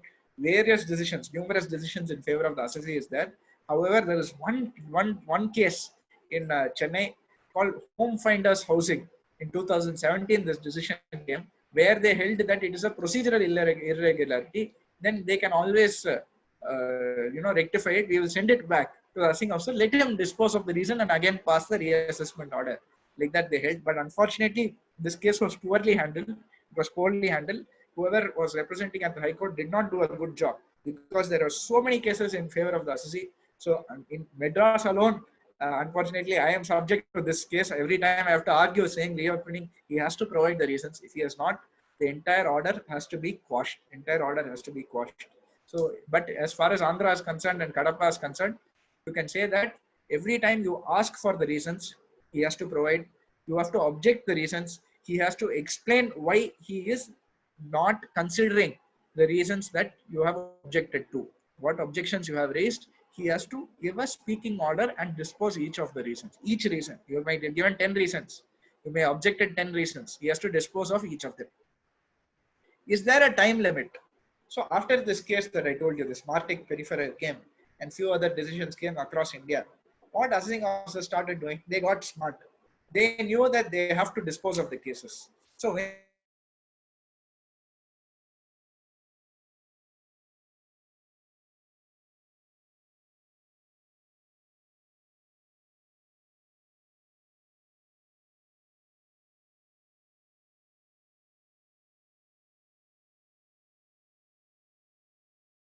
and on 5th of July, passed the order. In some cases, I have seen on 5th of July morning, he will send, I am disposing of all the reasons you have given. On 5th of July afternoon, he will pass the order.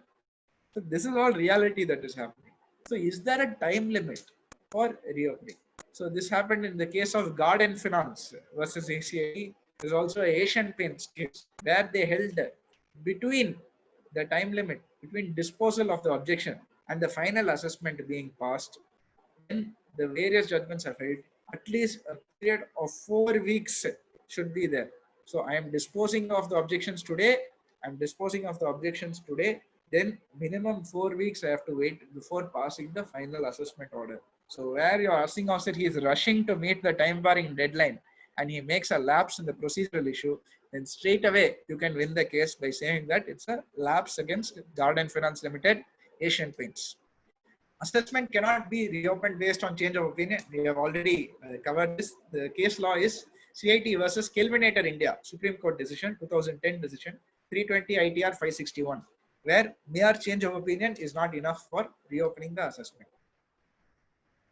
One very, very critical point, as I told you, when a reopening is done beyond 4 years, then there is a duty on the assessing officer and the department to establish that there is a failure on part of the assessee to disclose facts. If they are not able to prove the failure is on the assessee's fact, department suddenly they have missed one point. After 4 years, they wake up. Oh no, in audit report, the auditor raised this point. I have missed it. So then he comes up and he is like, no, I'm reopening. Then there has to be a failure on part of the assessee, where the assessee has given all the information. Assessee has given everything. But the assessing officer, he has failed to notice. then he cannot reopen beyond 4 years. It's a very, very interesting point, because the two things are assessment must have been completed under 143.3, and where it is completed under 143.3, regular assessment or scrutiny assessment, then if he wants to reopen beyond 4 years, the assessing officer has to demonstrate that there is a failure on part of the assessee to disclose a fact. If as the assessee has disclosed everything and then the assessing officer is reopening, then it is held to be invalid.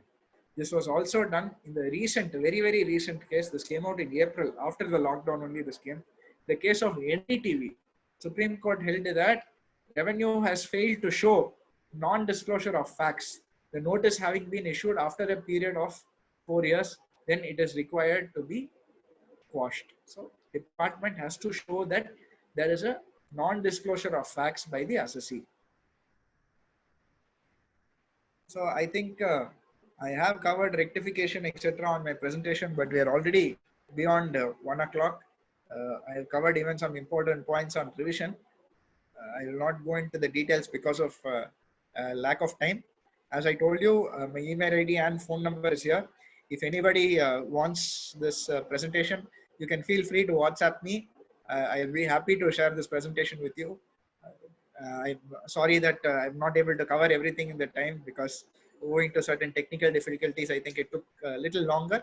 But I'm sure this will be self-explanatory. I've covered all the important points that are required to be covered. I thought e-assessment is the most important one because it's relevant to all of us. And of course, assessment procedures is the foundation for e-assessment. I've covered all the critical points pertaining to that. So thank you very much to the Kadapa branch for giving me this opportunity. Maybe I'll take up any questions that may have come over here. I hope all of you have noted the phone number. Can I stop sharing the screen now, or I'll leave it for another 2 minutes so that anybody may have not noted? You can always note and send me a message. I'll be happy to share it. So I'll take the other question that I did not cover.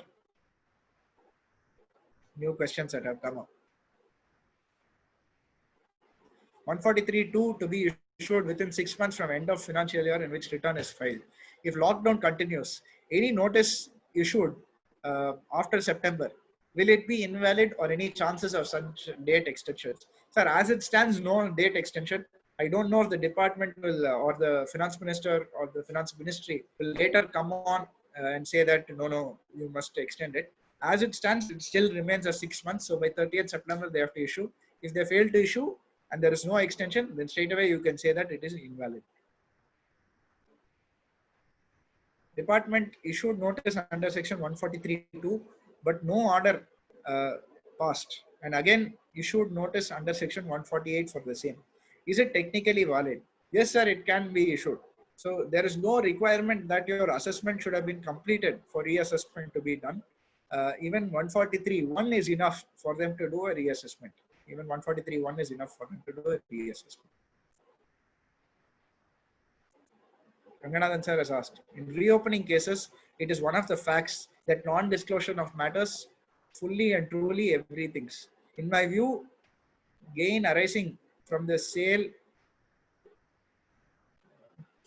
of agricultural lands is not agricultural income but exempted income. The ITR do not provide the column where the exempted income from sale of agricultural lands. Whether AO can reopen under section 147 for non-disclosure of material facts. Sir, it's a good question. The practicality is when it comes to sale of agricultural lands, there are certain requirements for it to be meeting the requirement of whether it is a sale of real agricultural land that is not subject to capital gains. There are two cases. I'm not going to go into detail because there are 14 points that need to be satisfied. For example, whether it is being owned by a farmer, whether the actual land is being used for agricultural purposes, or is it simply an agricultural land in that area? What are the activities that have taken place in that agricultural land? So various matters that have to be looked at. There is a Madras High Court decision, there is a Gujarat High Court decision, and I think recently even a Delhi High Court decision, which says that these 14 matters have to be examined. But let's assume in Kadapa it is not there. No such decision is there. So let's assume all agricultural lands, they are meeting whatever criteria required to satisfy the nature that it is not a capital asset. So whether you have to report it. Straight away, I will tell you, capital gains, you don't have to report it. Because agricultural land, if it meets the criteria, it is not a capital asset at all. Hence, it is not subject to capital gains. So therefore, there is no need for you to report it in the capital gains section of the income tax return. However, whether it is exempt return, whether it is exempt, in my view, if I were you, it is better to be safe rather than sorry. So you have one schedule called EI in your income tax return. There will be one schedule EI where your exempt incomes you have to detail. There will be one column there called others. Please put it in others. There is still up for debate whether income tax, capital gains or rather proceeds from the sale of agricultural land, is it exempt or is it not taxable at all? That question and debate still carries on. In my view, I don't think you should ever say anything is not taxable at all. It's a very, very risky thing to say. Instead, better to say it is exempt. But if you say exemption, then some section should exempt it. But there is no section that says it is exempt. So even if you don't disclose it in the return, I would argue that it is not a non-disclosure of fact, but you would have normally shown it somewhere in your, if the assessee is a salaried person, maybe you would have not shown. But if you are a business assessee, then in your capital account, you would have got a sudden increase in the capital account. So somewhere it would have come, it would have been reflected, or even the bank statements. Even if you have submitted the bank statements to the department, then that is adequate to show that you have made the collections and made the material disclosures. But for adequate precaution, since anyway it is not taxable, please put it in that EI column. In that EI schedule, put it in the others column, saying that you have sold the agricultural land and you have proceeds from the same. Reopening after the expiry of 6 years, what should be the approach for that? After the expiry of 6 years, straight away you can say that the reopening is invalid because you have the time limit. It is beyond the time limit. Therefore, no reopening can be done in these cases. If they have still continued to reopen and they've gone for assessment, go on appeal, you will easily win the case. There is no questions asked. No questions asked here. So either you make the representation before the assessing officer, but if he still tries to backdate it or he still says, no, it is correct and he proceeds, go on appeal against it, you will win the case. If AO completed assessment under section 144 without getting directions under 144A as warranted by CBDT direction, what is the fate of the assessment order? Whether the conditions for invoking 144 are cumulative as found in the line of Kerala High Court. Absolutely, sir, you make an excellent point and I agree. My view is CBDT directions should be followed. However, the practical scenarios when cases come to the ITAT, the ITAT always says, a circular is not binding. Circular is not binding on the ITAT. However, it is found that better they follow. The department has to follow the directions of CBDT. They have to follow the directions as per 144. So in my view, it is cumulative, and my view is they have to issue a show cause notice when they're going on 144. Now the act, if you read the Bear Act, it says that as if where 143.2 is issued, and the assessee has failed to respond to that, then and 142.1 is issued, and assessee has failed to respond to that, then they can proceed to 144 without issuing a show cause notice at all. The Bear Act, when they're on plain reading, it applies as if it's that. But for adequate precaution, the department still issues a show cause notice in almost all 144 cases. If they don't, on appeal, you can always say that I need another opportunity, and you can furnish the details once it is set aside by the appellate authorities. So my view is fight on appeal if it does not comply with any of this. If AO issues notice through email, whether it will be deemed as notice being served. Yes, sir. As I showed you in that slide, the communication slide, nowadays, email communication is also equivalent to service. That is why I repeatedly said, ensure that your client updates the email ID. A PAN holder received a letter asking him to file return for assessment year 12-13 before the end of the relevant assessment year. It is learned that he should have received information on cash deposits from AIR. Assessee filed his return disclosing his agricultural income only. Nothing generated from department before end of 6 years. It was reopened. The reason was requested. He replied it is due to cash deposit. I didn't understand. Before the end of 6 years it was. So within 6 years it has been reopened. It is perfectly fine, sir. The assessee has failed to disclose details over here. If the cash deposit pertains to income, For example, my father is putting in cash deposit into my account, then it is a gift. It is not taxable. It is not an income. There is no requirement under the Income Tax Act requiring me to file my return of income. I have no income, or I have only agricultural income. I have got huge cash deposits into my account from my father or from my mother. then in those cases, it is not taxable. There is no requirement for me to file my return of income because I have cash deposits exceeding 50,000 rupees. I have to file return of income. There is no such provision. So therefore, they cannot come back and say that I have assessee has whatever he has tried to escape assessment. He has not. They have every right to reopen, or they can ask for reopening. You just file the same return saying no income assessable. And in the reasons reopening, you can always object to it, saying that cash deposit is a gift received from my father. It is not taxable at all. So in those cases, they cannot reopen, or they will not. They can reopen. They will not proceed with the reassessment. Always remember, reopening and reassessment are two separate things. First, they have to reopen. Then only they can reassess. So in reopening itself, if you are able to prove that the reopening is bad, then they cannot proceed to the reassessment. Naresh sir has asked, sir, when we had represented before AO for assessment year 16-17, he found that there are some free of cost assets received from foreign holding company assessment year 14-15. Now he reopened the case under 14-15 under section 147 and made addition of free of cost assets under section 28-4. My question is validity of reopening of the case. Can free of cost assets be covered being capital in nature? So it's a good question, sir, here.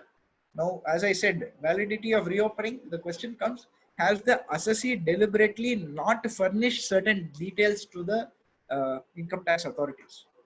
If during the course of the regular assessment, that is the scrutiny assessment or the regular assessment, you have made the details available, to him, then in that case, he cannot again reopen saying that, oh, you have deliberately not furnished some details. You have furnished all the details of the assets, you have furnished your bank statements, you have disclosed it as addition in your fixed asset schedule, then no question can be asked in this scenario. Satyanarayana sir, reason for reopening assessment is low GP.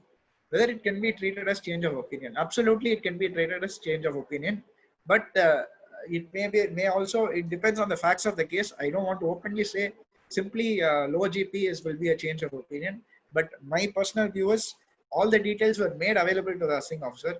If he has assessed anything relating to the profit, then he has considered the low GP. Low GP is not something suddenly that has come out new. It is not something he may have skipped over. Usually facts will be, you may have skipped over a certain capital asset sale, you may have skipped over certain expenses without checking the invoices or verifying certain things. But low GP is a very broad-based thing. My view is any person should have checked it. You cannot reopen based on low GP. The taxation and other laws ordinance have an impact on issue of notice under section 143(2) for assessment year 1920. Yes, sir, they had extended the date. All timelines were extended to June. So if it was covered within this timeline, because you remember earlier it said 18 months from the end of the financial year. So if it is covered by that extension of timeline, then yes, that was extended to 30th June. But anyway, everything is over now. Assessee received a gift of rupees 80 lakhs from foreigner maybe, who has only HP income, whether it is required to be shown in the return. Assessee received is from foreign, who has only house property income, whether it is required to be shown in return. So I'm presuming the gift has come from a family member or on occasion of a wedding or something. In these cases, it is not taxable. It is not taxable. Where you have only house property income, maybe you would have filed only ITR 1. So when you're filing ITR 1, there's no need for you to show capital account or anything. So in this case, there is no need for you to show it in the return of income. And there is no way for you to show also in the return of income. So you don't need to worry. But one thing is, it will get flagged in the AIR. You may get a notice from the assessing officer saying that you have received such a high receipt. What is it? They will ask. That's all. Is it mandatory to follow valuation procedure as per Rule 11 UA on transfer of equity shares of private limited companies of their family members, relatives, or friends? Yes, absolutely, sir. My view is any equity shares that is transferred, 11 UA has to be followed as per the plain reading of the Act currently. In case of notice issued under section 148, whether we need to consider the notice date or serving date? Excellent question, C.A. Krishna. I actually had covered this. I didn't want to do it because lack of time. Here, what is very, very critical, throughout my presentation, you saw me discussing service issue, all that. As far as issue of notice under section 148 is concerned, the date that is required to be evaluated is only the issue date and not the service date. So for 148, issue date, as long as it is within the timeline prescribed, it is adequate. It need not go for the service date. So service date is not mandatory for 148 is concerned. So for whatever reason, maybe you are not in town, maybe locked down, so it was not served on you, then department does not care. As long as they have sent it out of their office in time, it is adequate for the purposes of section 148. So let us know if there's any time limits. I think I've discussed this point. When the limited scrutiny assessment completed by AO adopting certain percentage of turnover, can the CIT review the order under section 264? Yes, sir. 264, 263 will come in this case, not 264. 263 is when there's any order that is prejudicial to the interest of the revenue. And insofar that there is a error and prejudicial to the interest of the revenue, then the principal commissioner or the administrative commissioner, he can revise, he can direct a revision of the order under section 263. But 264 is when the assessee requests for it. So there cannot be a prejudicial order under 264 to the assessee. Similarly, into 263, where there has to be an order in favor of the department only under section 263. So whether GP they can reopen under 263, yes, they can. 263 is a very, very wide-ranging power of the administrative commissioner. So where he feels the gross profit ratio is not correctly reflected, then he can reopen it. But there are two conditions, twin conditions, as I told you. One, it must be an error and it must be prejudicial to the interest of the revenue. Only if these twin conditions are satisfied, 263 can be done. Assessment order passed only after giving partial reply. And this is not a time barring case. Is there any remedy for the assessee? Yes, sir, you can go on appeal and say that you are not given an opportunity for the case. What will happen in this case? It will not be quashed. They will not straight away say opportunity given, not given, so quash the case. 95% of the cases where the assessing officer has not given the assessee an opportunity, the case will be sent back to the assessing officer by the appellate authorities. I mean, you have to represent it properly.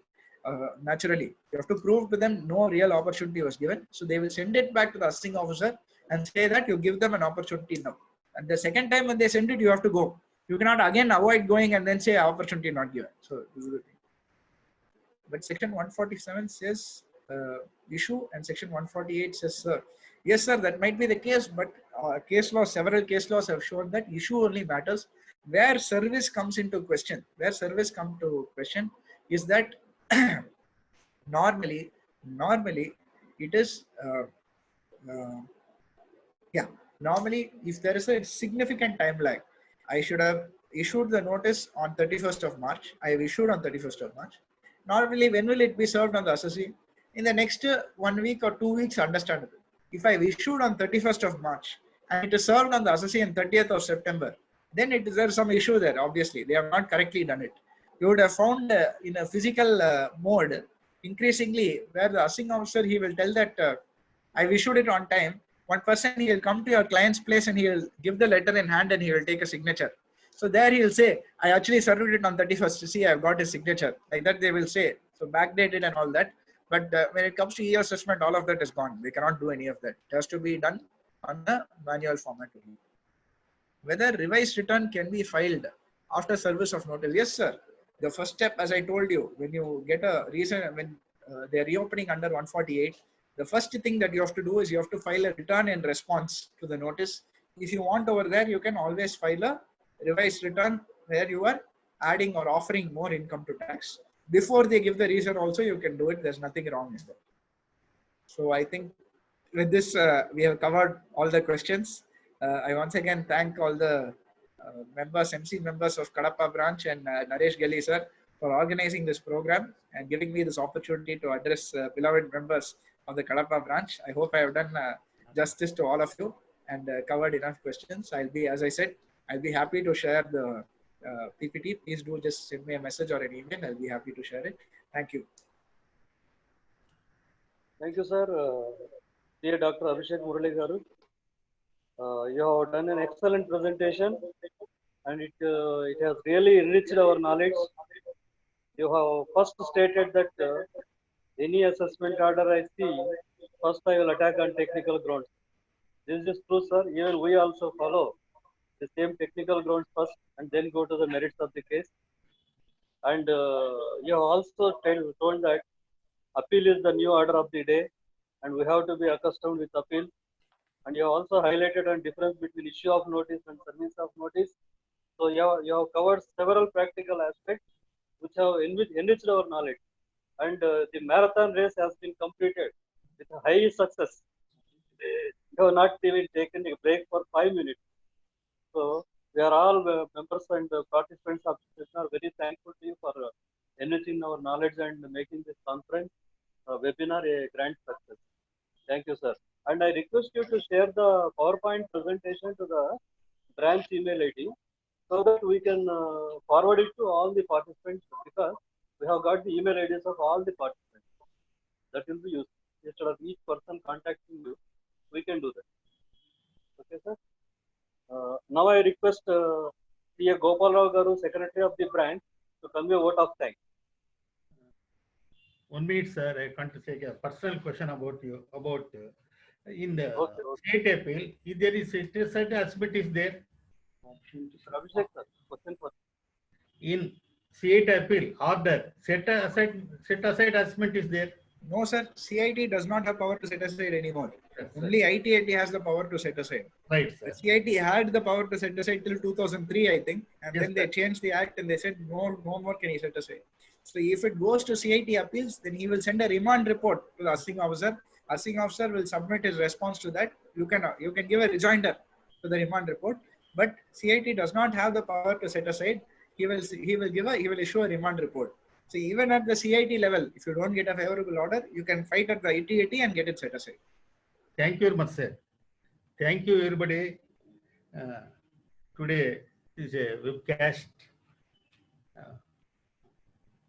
Prasanna Kumar గారికి, నరేష్ ఎల్లి గారికి, అభిషేక్ కుమార్ గారికి Kadapa branch తరఫున అభివందనలు తెలుపుతున్నాము. ఈ వెబ్కాస్ట్లో అందరు పాల్గొన్న వారికి మా ప్రత్యేక అభినందనలు. ఇప్పుడు 100 మెంబర్లకే మేము మెంబర్గా చేద్దామన్నమాట. నెక్స్ట్ టైంలో 250, 300 మెంబర్గా చేర్పించి చాలా గ్రాండ్గా చెప్తాం. మీరు చెప్పినట్లు మా రాయలసీమలో ఒక జాయింట్గా మీటింగ్ పెట్టాలనుకున్నాము. మా కోటా జనార్దన్ గారి ఆధ్వర్యంలో అది సక్సెస్ అవుతుంది కోరుతున్నాను. అలానే మా కడప బ్రాంచ్కి పర్మనెంట్ బిల్డింగ్ కావాలని కోరుతున్నాము. ఈ రిప్రజెంటేషన్ నేను సెక్రటరీ కెపాసిటీగా మా అవినాష్ రెడ్డి గారికి ఎంపీ గారికి రిప్రజెంట్ చేసినాను. నేను తహసీల్దార్ గారికి ఫార్వర్డ్ చేస్తానని చెప్పారనమాట. అది కూడా మీ చేతుల మీదనే జరగాలనుకున్నా కోరుతున్నాను అనమాట.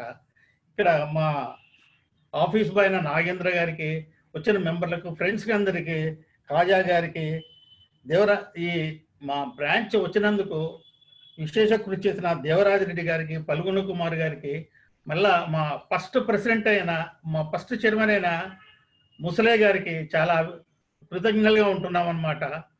ఇంకా దినదిన అభివృద్ధి కోరుతూ ఈ బ్రాంచ్ చేయాలని కోరుతున్నాము. అందరి ఆశీస్సులతో ఇంకా ఉన్నతంగా పోవాలని కోరుతూ ప్రార్థిస్తున్నాము. Thank you everyone to give a great opportunity to me to serve as a secretary to the Kadapa branch. Thank you everyone. Thank you one and all, sir. Thank you one and all.